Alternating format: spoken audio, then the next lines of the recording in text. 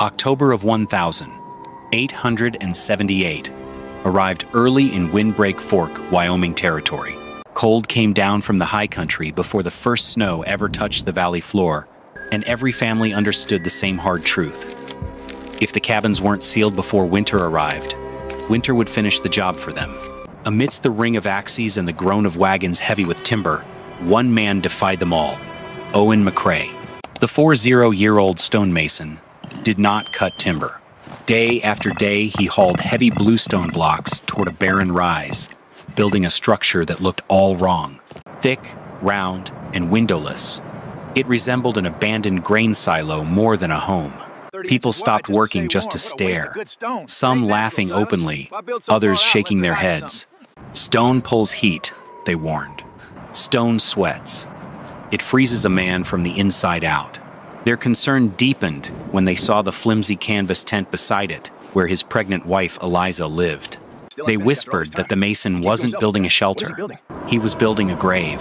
But what they didn't yet understand was that Owen McCrae was not trying to fight winter the way they were. He was preparing to outlast it. Because winter on the frontier did not negotiate. It only measured. So, if you enjoy forgotten frontier engineering, real survival wisdom, and stories where nature becomes the final judge, subscribe to the channel, leave a like, and stay through the end. Because the measurements taken inside that stone tower would eventually silence an entire Wyoming settlement. Long before Owen McCrae ever saw the plains of Wyoming territory, he had lived near the Orkney coast and the northern highlands of Scotland, where winter wind came hard off the sea and stayed for months. For more than 20 years, he worked as a stonemason in places where cold was treated like a living thing. Something patient, something that waited for weak walls and careless builders. He built thick-walled byre houses where livestock heat helped families survive the night. He dug underground root cellars beneath frozen hillsides. He laid masonry hearths so heavy they continued radiating warmth long after midnight. He repaired storm shelters hammered year after year by freezing Atlantic wind. And he had seen the cost of failure. He had seen cabins burn through entire woodpiles before February, seen frost growing across bedroom walls before dawn, seen families freezing quietly beside dying fires because the heat vanished faster than they could create it. But Owen had also seen something else: stone houses that stayed warm until morning with only a small evening fire. When he arrived in Windbreak Fork, he looked at the settlers' log cabins and recognized the same mistake immediately. They were burning wood to heat air, not to store heat. And in a brutal winter, air lost the fight first. Most families in Windbreak Fork built the same kind of cabin: straight lodgepole pine, mud packed between the logs, dried moss stuffed into gaps, a cast iron stove near one wall. Fast to raise, familiar, proven enough to trust.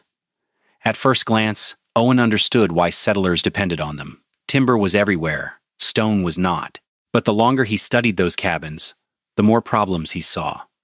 Fresh-cut logs shrank as they dried. Mud cracked. Moss loosened. Tiny openings appeared where wall met roof or floor met foundation. And Wyoming wind had a way of finding openings no human eye could see. At night, the cabins spoke constantly. Wood creaked. Walls snapped softly in the cold. Drafts moved through sleeping rooms like invisible streams of river water. The settlers blamed winter temperatures for their suffering. Owen blamed heat loss, because the true frontier calculation was never simply how cold the season became. The real question was always how fast a family burned through its woodpile before spring arrived. As long as wood remained, a family still had a chance. Once the pile disappeared, winter took control. No one understood that truth better than Amos Bell, a father of 4 living near the creek bed east of town. Nearly every evening, Amos stood outside after dark splitting more timber beneath lantern light, while blood opened across the skin of his hands.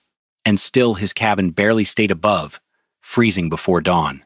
Near the end of September, the settlement gathered inside the trading hall to discuss winter preparations, timber routes, and shared livestock shelters before the mountain passes closed.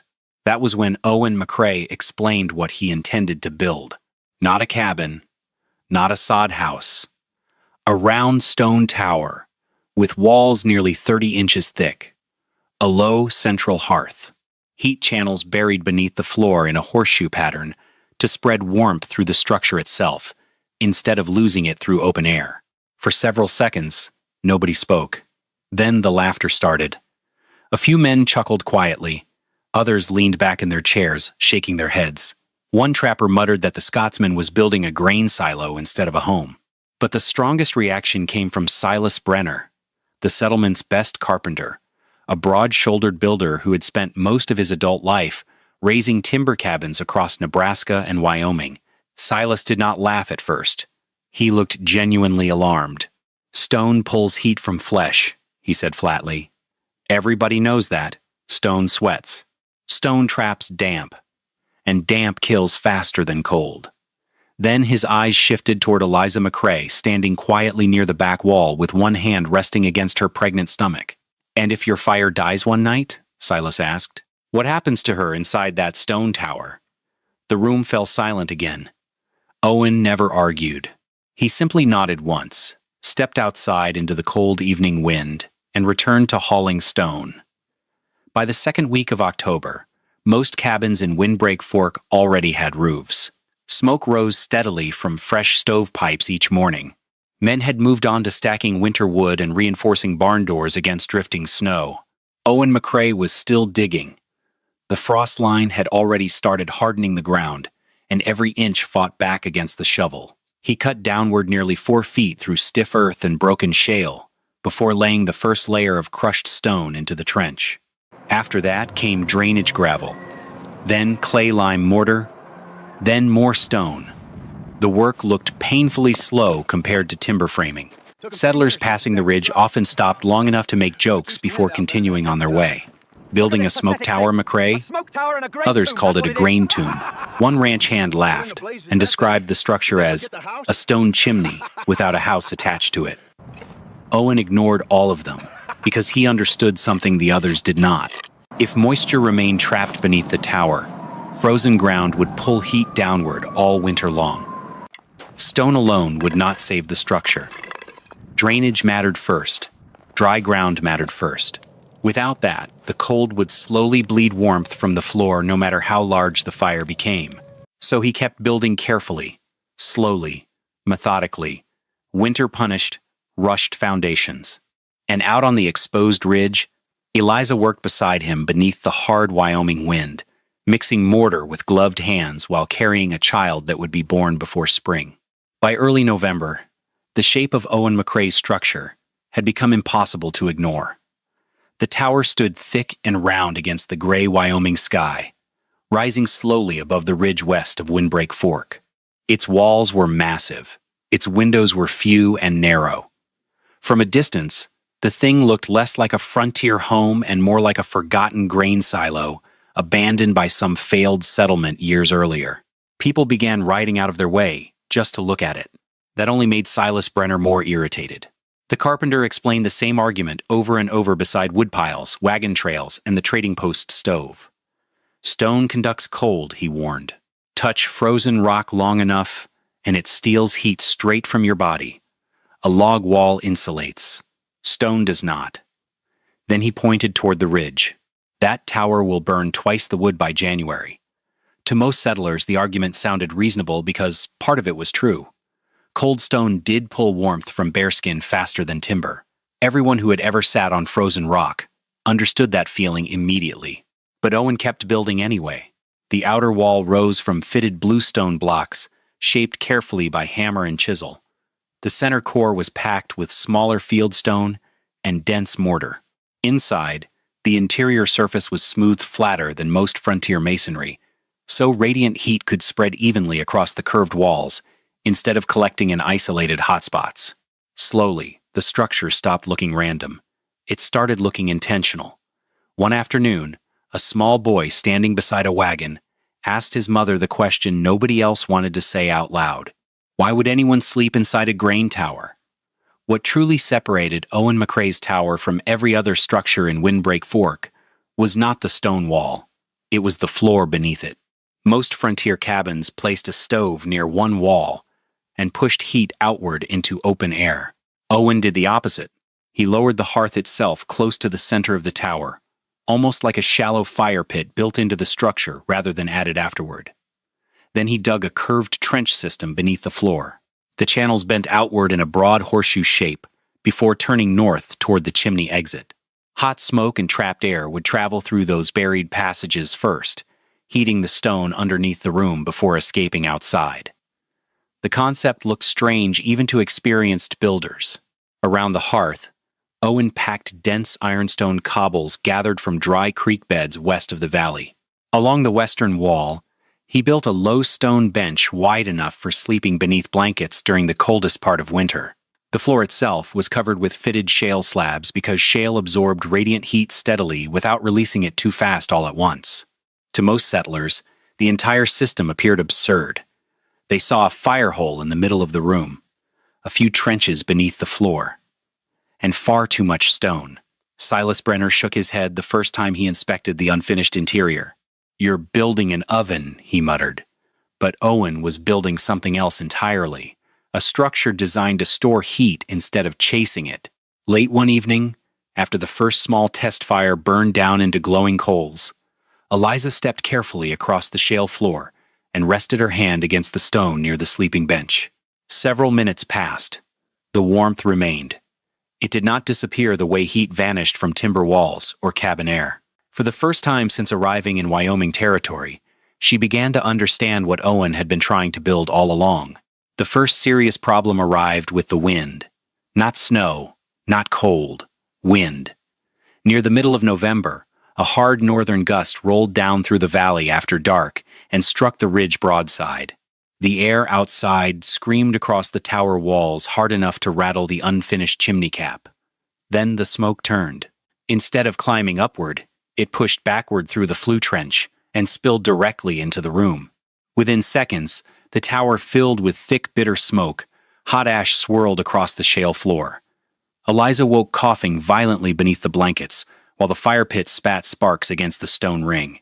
Owen killed the draft opening immediately and dragged the door wide open. Freezing air rushed inside. Smoke poured out into the Wyoming darkness. For several minutes, Eliza stood outside, bent forward beneath a wool blanket, trying to breathe clean air while the cold cut across the ridge. Her eyes watered from smoke. The wind snapped the canvas tarp beside the tower like rifle fire. Inside, Owen studied the hearth in silence. By lantern light, he finally understood the mistake. The chimney was too short for the ridge wind. Worse than that, the curved tower walls were creating rotating air currents that shoved smoke downward instead of allowing a stable draw upward. He did not defend the design. He did not blame the weather. He worked. Through most of the night, Owen rebuilt the upper chimney section stone by stone. He changed the vent angle, added a rough stone baffle near the flue entrance to slow the reverse pressure. Then he tested the draw again and again, while snow flurries drifted sideways across the ridge. By dawn, soot covered his hands, his coat, and half the tower floor. But the smoke finally climbed upward the way it was supposed to. And for the first time, the settlement would have seen something important if they had been there to witness it. Owen McCrae was not winning because he never failed. He was winning because he corrected mistakes before winter could exploit them. A week later, winter found another weakness. An early freeze locked the ridge solid for nearly 2 days. Then warmer air rolled briefly through the valley and softened the ground just enough for trapped moisture to shift beneath the tower foundation. Owen noticed the problem at sunrise. Thin beads of condensation had formed beneath several shale slabs near the hearth trench. Worse still, a narrow hairline crack had appeared in one section of mortar along the western floor. The flaw was small. But small flaws became deadly in Wyoming winters.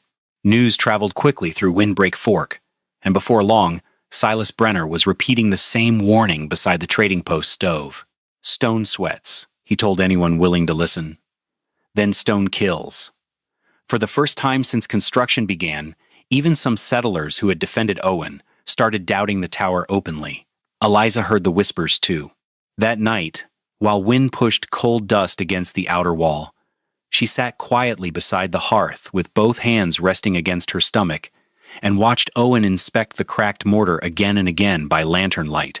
He did not dismiss the damage. He tore part of the floor apart the very next morning. Several shale slabs came up. Sections of drainage stone were replaced entirely. Owen widened airflow gaps beneath part of the floor and increased the distance between the heated trench system and the western sleeping bench to prevent trapped moisture from condensing too close to the warm surface stone. The work cost him 3 full days. 3 cold days. 3 days with snow clouds gathering deeper over the mountains. Because Owen understood something most settlers still did not. Heat alone solved nothing. Without controlled airflow and dry foundations, warmth could become a trap instead of protection. Late on the third evening, Owen sat alone beside the unfinished floor with cold mortar covering his hands. For the first time since arriving in Wyoming territory, doubt finally reached him. Not doubt about the tower. Doubt about whether his mistakes might place Eliza and the unborn child in danger before winter was finished testing them both. By the final week of November, Owen McCrae's tower was finished.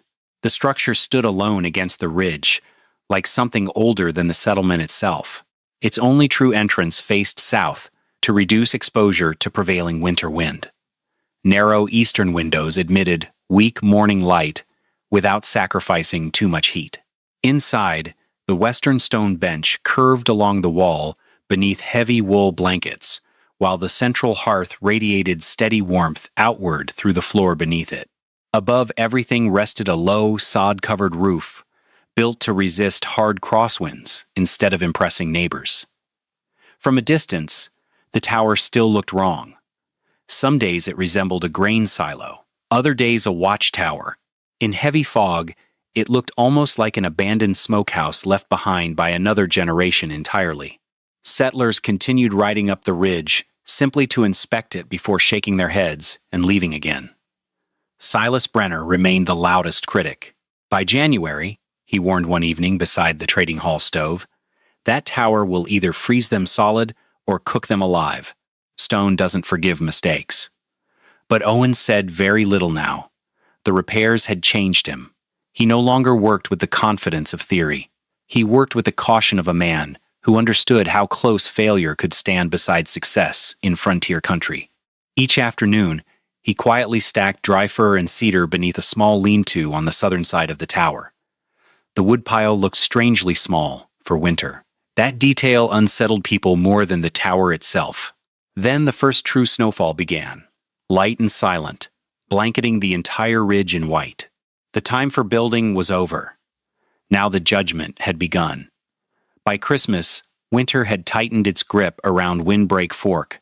Temperatures dropped below 5 degrees 0, and the woodpiles that had looked enormous in October now appeared alarmingly small by lantern light. Life inside the log cabins had become a relentless battle. Each night, families were forced awake again and again to feed their starving stoves, trying to beat back a bone-deep cold that could never fully be banished. Frost spread like a white sickness across the interior walls, where warm breath met cold timber, and water left in buckets was frozen solid by morning. Meanwhile, the tower on the ridge remained strangely quiet, almost defiant. Owen McCrae kept only a modest fire burning in the central hearth. There were no roaring flames, no desperate all-night feeding of wood. The stone walls patiently absorbed the heat, held it, and then slowly radiated it back into the space. For the first time in months, Eliza McCrae slept through an entire winter night without waking to save the fire.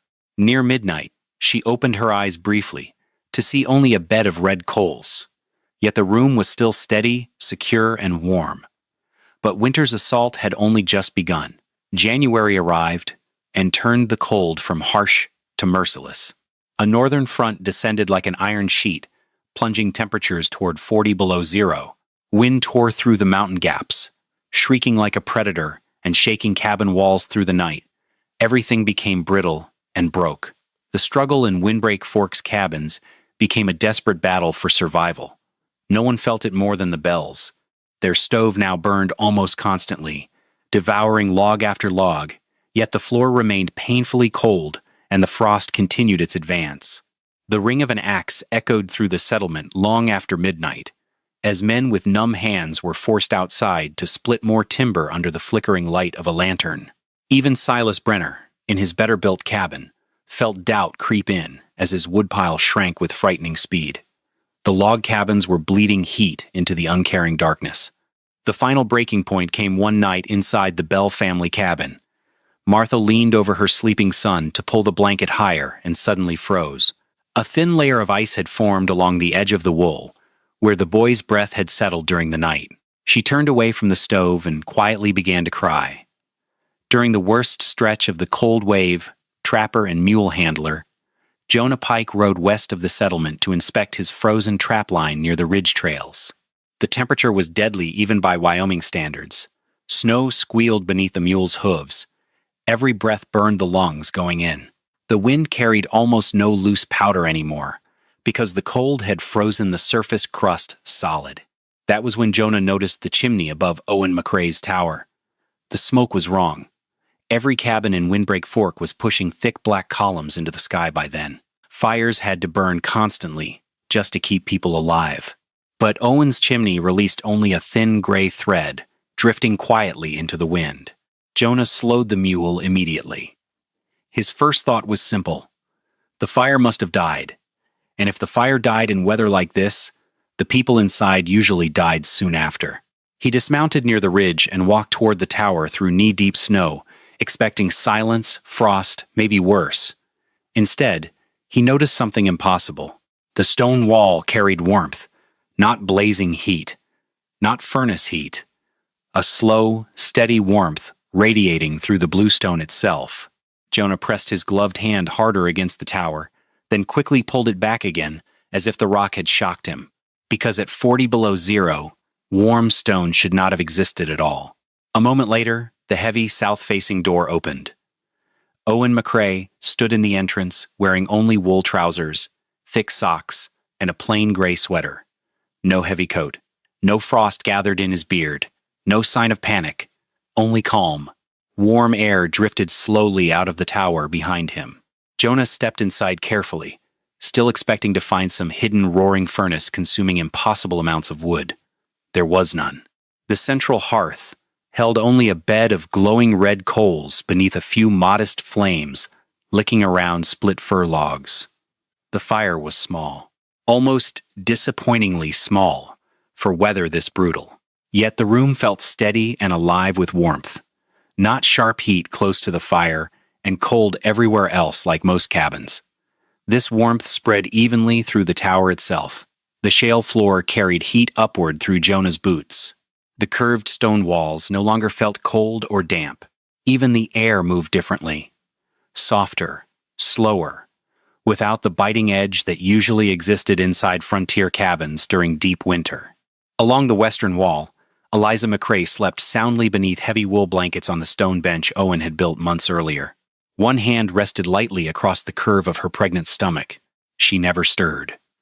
Jonah stared at the glowing coals again. Then at the walls. Then at the sleeping woman. Outside, people were waking every few hours to feed starving stoves before their homes froze solid.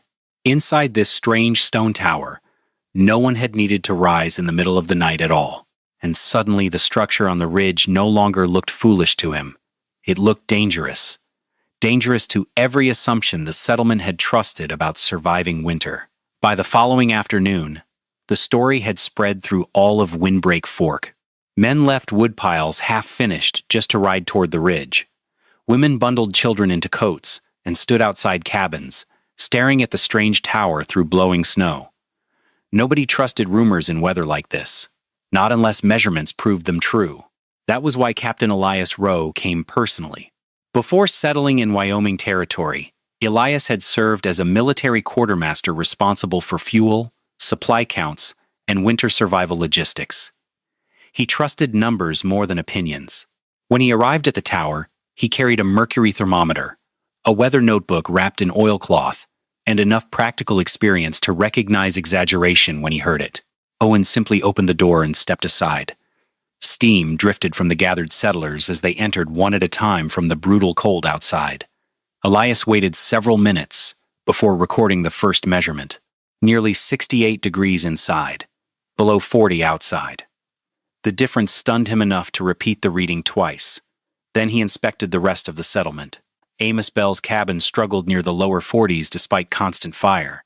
Silas Brenner's performed better, but still barely held above 50 with heavy wood consumption. Jonah's trapper shelter was colder still. When Elias returned to the ridge near dusk, the crowd had grown silent. Even Silas said nothing, as he placed his bare hand against the warm inner stone wall, the same wall he had once called deadly. Elias finally opened his notebook beneath lantern light. Owen McCrae burned roughly 20 pounds of wood in the last 18 hours, he announced. Amos Bell burned over 80. Silas Brenner nearly 65. The tower remained between 9 and 12 degrees warmer than every cabin tested. Using less than 1/4 of the fuel, no one laughed anymore. Not after the measurements. Not after the cold itself had delivered its judgment. Most men in Windbreak Fork believed the argument had already been settled. Captain Elias Rowe did not. Late that evening, while snow drifted across the ridge outside the tower, Elias proposed one final test. Let the fire die completely. No fresh wood. No hidden fuel. No feeding the hearth through the night. If the tower truly stored heat the way Owen claimed, the structure itself would prove it before morning. Owen agreed immediately. Just after sunset, the final split logs burned down into red coals. Then the hearth was left untouched. Elias recorded the interior temperature carefully before closing his notebook and settling in to wait. Hour after hour, the Wyoming cold pressed harder against the outer walls. Inside ordinary cabins, fires would have needed constant feeding by then. Temperatures would already be collapsing toward freezing. But inside the stone tower, the change came slowly. Almost strangely slowly. The western stone bench remained warm enough for sleeping. The shale floor still carried gentle heat upward through heavy socks and blankets. Even after midnight, the curved bluestone walls continued releasing stored warmth back into the room little by little, as though the structure itself were breathing heat into the darkness. Outside, the wind never stopped. Inside, the tower refused to surrender quickly. By dawn, more than 11 hours after the fire had fully died, the hearth contained only gray ash and dull black coals. As the light spread across the valley, Captain Rowe stepped forward. He didn't need to consult his notebook. He checked the mercury thermometer one final time, then turned back toward the group, his face carrying a mixture of disbelief and deep respect. 38 degrees, he said, his voice quiet but clear in the silence. Still safely above freezing. No one spoke after that. There was no need. The argument had not been settled by words, but by stone, time, and the unforgiving truth of temperature. The tower had not merely survived the test, it had won. The next morning, the storm finally weakened. Thin gray light spread across Windbreak Fork, while smoke climbed heavily from exhausted cabins below the ridge. Men moved slowly through snowdrifts toward shrinking woodpiles. Axes started again before sunrise. Then Silas Brenner climbed the hill alone. No crowd followed him this time. No laughter. No arguments. He stopped outside the tower door for several seconds before finally knocking once against the thick timber frame. Owen opened the door quietly. For a moment, neither man spoke. The carpenter's face looked older than it had only a week earlier. Exhaustion showed in his eyes. So did something else. Relief. "I was wrong," Silas said at last. Not angry, not bitter, simply honest. He glanced once toward the warm stone walls inside the tower before continuing. "I kept thinking like a carpenter," he admitted. "I thought the fire made the heat, but the tower keeps it." Owen said nothing. Silas lowered his voice slightly. "Can you teach me how to do this with a cabin?" That was the moment the real victory finally arrived. Not because Owen had won an argument. Winter had done that for him, and standing there in the doorway of the stone tower, Owen McCrae never repeated a single insult or warning that had once been thrown at him. He simply stepped aside and invited Silas inside. By the spring of 1879, the settlement had already begun changing. Not all at once, not dramatically, but steadily, the way practical knowledge usually spreads across frontier country. Silas Brenner was the first to adapt his own cabin.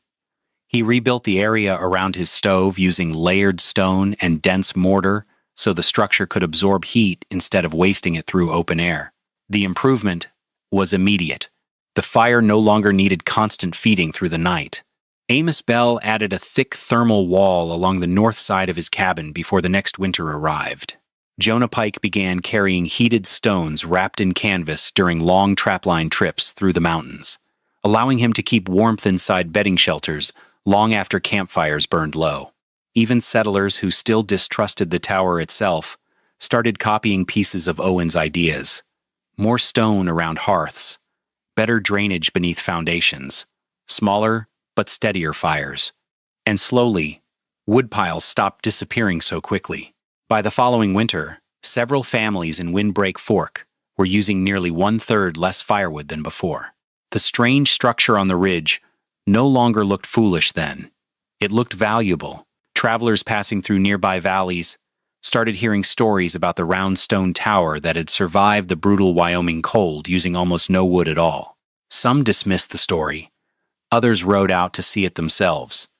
Eventually, the technique spreading from cabin to cabin gained a nickname among settlers and freight crews moving through the territory. They called it the McCrae Tower Method. And for the first time in many months, Amos Bell slept through an entire winter night without waking once to split wood in the dark. Owen McCrae's tower remained standing for decades above Windbreak Fork. It outlived most of the settlement's original cabins. Roofs collapsed, timber walls warped and rotted, entire structures disappeared into prairie weather and hard Wyoming winters.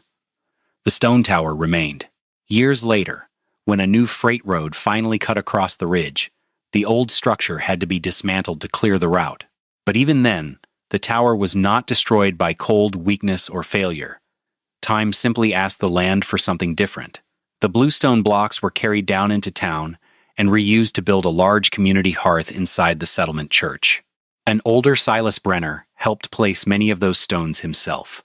One afternoon, while fitting mortar between the final pieces, he rested his hand against the warm masonry and quietly said, "He built it to survive.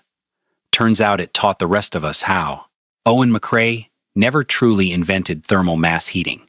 Long before Wyoming Territory existed, other civilizations had already learned similar lessons.